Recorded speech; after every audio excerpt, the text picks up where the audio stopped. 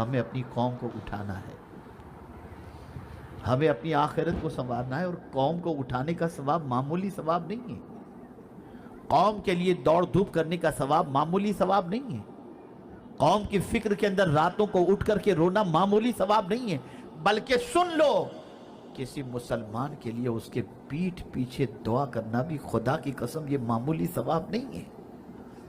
آقا کریم صلی اللہ علیہ وسلم فرماتے ہیں اگر کوئی شخص کسی مومن کے لیے اس کے پیٹھ پیچھے دعا کرے تو اس دعا کا وہی مقام ہے جو حاجی احرام کی حالت میں عرفات کے میدان میں دعا کرتا ہے۔ سبحان اللہ سبحان اللہ سبحان اللہ۔ یہ دعا کا مقام ہے۔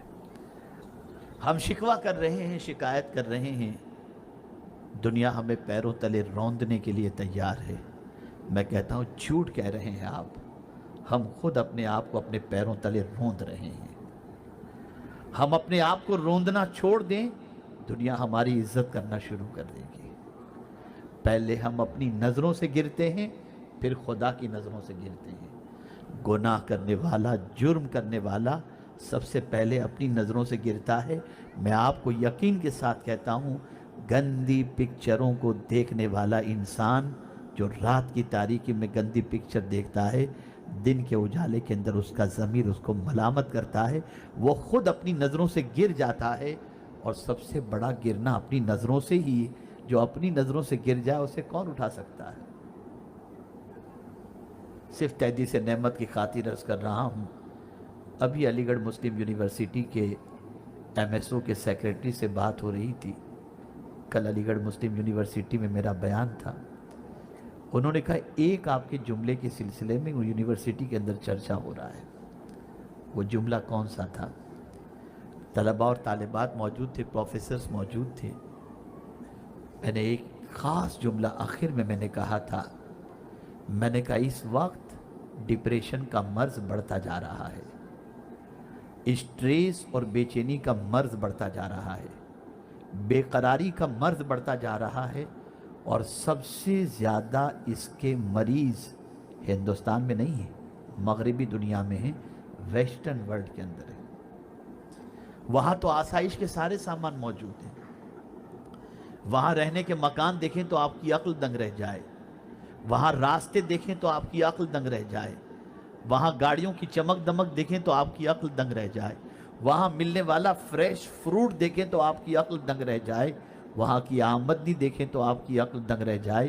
یا اللہ، آسائش کے سارے سامان کے باوجود وہ لوگ بے چین کیوں ہیں، وہ لوگ بے قرار کیوں ہیں؟ میں نے اس پر سے پردہ اٹھاتے ہوئے یہ بات میں نے عرض کی تھی، یاد رکھو انسان جب گناہ کرتا ہے نا وہ ڈپریشن کا شکار ہو جاتا ہے۔ گناہ کرنے والا مایوس ہونا شروع ہو جاتا ہے، اور اگر کوئی کہے کہ مصیبت کی وجہ سے مایوس ہوتا ہے تو میں کہتا ہوں کربلا جیسی مصیبت تو نہ تم پر آئی ہے نہ ہم پر آئی ہے، مجھے بتاؤ خاندان اہل بیت کا ایک بچہ بھی تو مایوس ہوا ہو؟ کیوں؟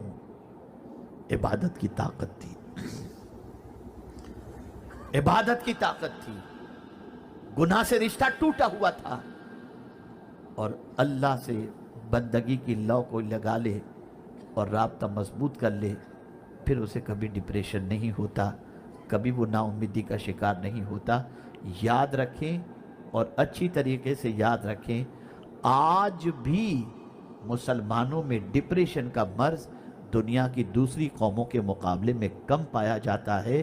اس کی دلیل میں بہت دور جا کر کے نہیں، بہت قریب لا کر کے آپ کے سامنے پیش کروں گا۔ خدا کی قسم کورونا کے زمانے میں بھی جتنا موت سے بے خوف مسلمان نظر آتا تھا اتنا کوئی دوسرا نظر نہیں آتا تھا۔ ویڈیو کو اس لیے کمنٹ میں ضرور بتائیں اور ویڈیو کو لائک اور شیئر کریں اور ہمارے چینل کو سبسکرائب کریں۔